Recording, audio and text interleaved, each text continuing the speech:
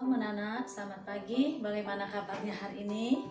Pagi hari ini sebelum kita belajar agama seperti biasanya, anak-anak sudah siap berdoa, siap renungan dari gurunya. Dan hari ini juga Ibu akan memberikan sedikit penjelasan. Sebelum pada masuk penjelasan, kita berdoa sejenak sebelum mulai pelajaran. Ibu akan memimpin kita berdoa bersama, anak-anak mengikuti di rumah. Tuhan Yesus, terima kasih untuk hari ini. Tuhan berkati kami untuk belajar. Tuhan sudah berkati dalam istirahat malam kami, berkati orang tua kami, dan berkati kami hikmat, kekuatan daripada Tuhan, sehingga pelajaran yang diberikan oleh guru kami bisa pahami, terlebih kami bisa melakukan. Beri kami kesehatan terus dalam mengerjakan segala tugas yang diberikan guru kami. Berkati orang tua kami, berkati guru-guru kami. Dalam nama Tuhan Yesus kami sudah berdoa dan bersyukur. Amin. Anak-anak, hari ini Ibu akan membacakan satu firman Tuhan sebagai bahan landasan kita yang diambil dari Kejadian pasal 2 ayat 15 sampai 16. Demikian firman Tuhan. Tuhan Allah mengambil manusia itu dan menempatkannya dalam Taman Eden untuk mengusahakan dan memelihara taman itu. Ayat 16, lalu Tuhan Allah memberi perintah kepada manusia, semua pohon dalam taman ini boleh kau makan buahnya dengan bebas. Sampai di sana firman Tuhan. Bahan bacaan pelajaran kita hari ini. Hari ini kita masuk dalam pembelajaran ke-6, bab 6 tentang judul memelihara alam ciptaan Tuhan. Memelihara alam ciptaan Tuhan nanti anak-anak bisa lihat dari buku halaman 49. Di sini bercerita tentang alam sekitar kita. Mungkin anak-anak bisa di rumah melihat. Di rumah anak-anak ada beberapa pohon yang terdapat di halaman rumah. Ini cerita tentang rumah salah satu dari teman kita. Kita buatkan saja namanya Andi. Andi ini seorang anak yang baik dan dia rajin membantu orang tuanya menanam bunga, menyiram bunga yang ditanam oleh ibunya. Jadi kita lihat gambar, ini gambar Andi sedang menyiram tanaman bunga. Ibu Andi sering dan sangat rajin dalam merawat tanaman, menanam bunga karena ini adalah ciptaan Tuhan juga. Andi menyiram bunga mawar yang tumbuh dan berkembang. Di sini dia rajin dalam membersihkan, merawat tanaman.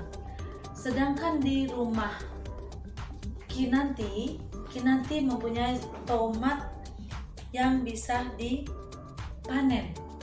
Pada dasar awalnya dia menanam tomat dan ini menghasilkan, dan buah tomat nanti akan bisa dimanfaatkan jadi sayur.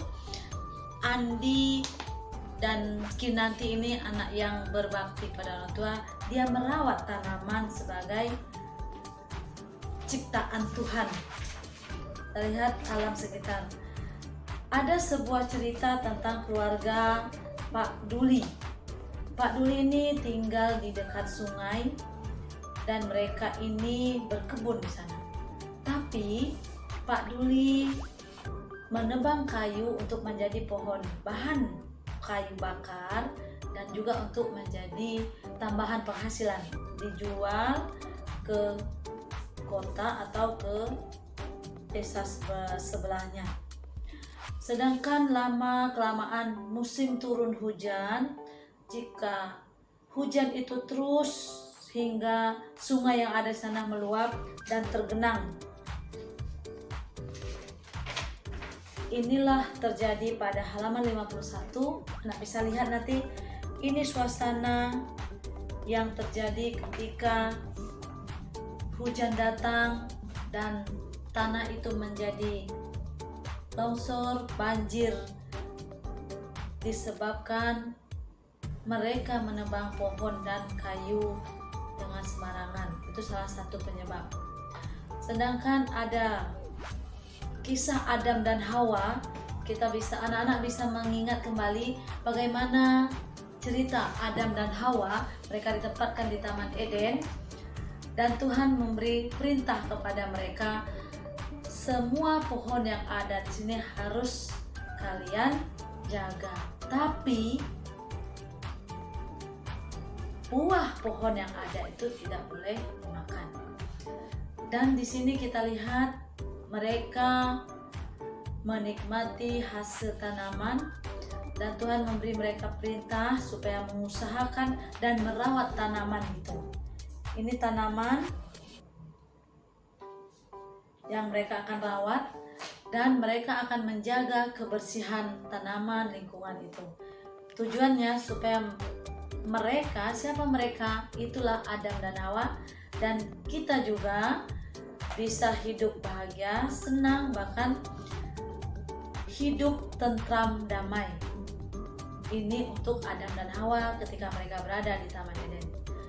Tuhan tidak hanya menciptakan alam untuk dimanfaatkan, tetapi Tuhan juga menginginkan manusia bertanggung jawab. Maksudnya Tuhan menciptakan alam untuk kita, tapi kita sebagai manusia harus bertanggung jawab. Bagaimana bertanggung jawab? Kita menjaga kelestarian alam, kita tidak merusak alam, kita tidak membuat sampah sembarangan tempat. Sedangkan di poin B, Ibu menjelaskan tentang B, bagaimana cara memelihara alam. Cara kita memelihara alam, kita siapkan tanam pepohonan dan juga yang tadinya sudah tandus.